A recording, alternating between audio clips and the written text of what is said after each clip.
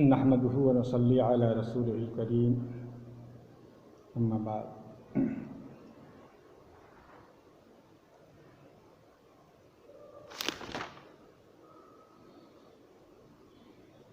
عزیز طلبہ،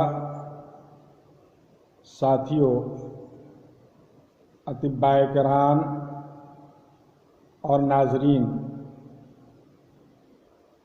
آج میں شوگر جیسی مہلک و موذی بیماری سے نجات حاصل کرنے کے لیے دنیا والوں کے سامنے طب یونانی کا انقلاب آفریں اصول اور پرنسپل فار ٹریٹمنٹ بتانے جا رہا ہوں۔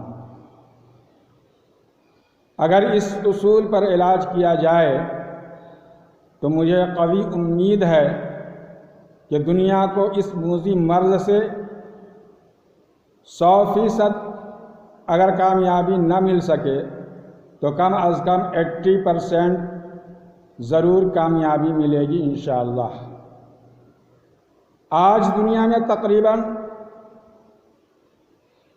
143 ملین لوگ اس مرض کے شکار ہیں۔ خود ہمارے ہندوستان میں 72.96 یعنی 7,29,60,000 عوام و خواص اس مرض کی چپیٹ میں ہیں۔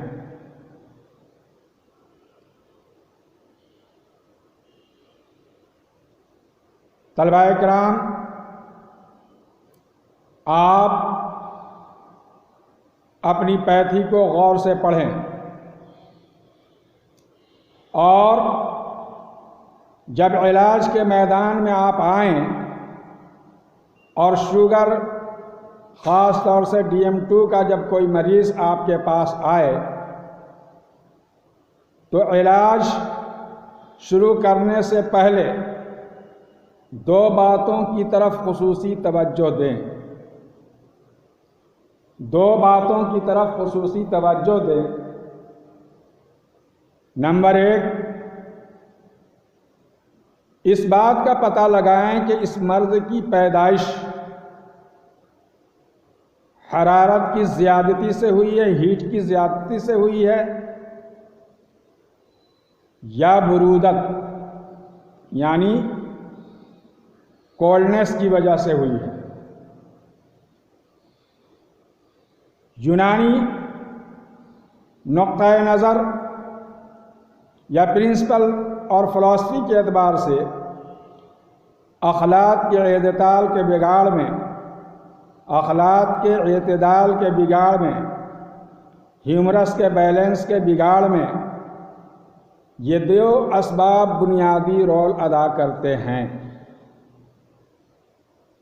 یعنی حرارت اور برودت۔ حرارت جب نارمل ہو تو وہ رطوبت کے ساتھ زندگی بخش بنتی ہے،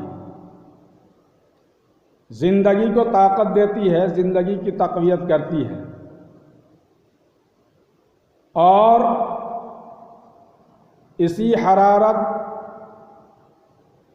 فلوڈ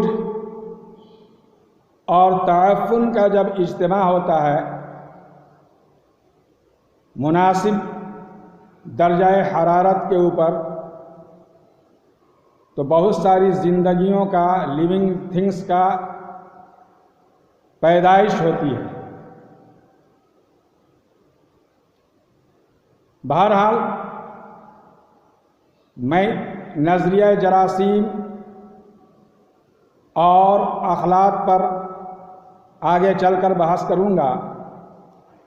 ابھی موضوع سخن DM2 ہے، تو میں یہ کہنا چاہ رہا ہوں کہ آپ کسی بھی مرض کے علاج کی طرف متوجہ ہوں تو پہلے اس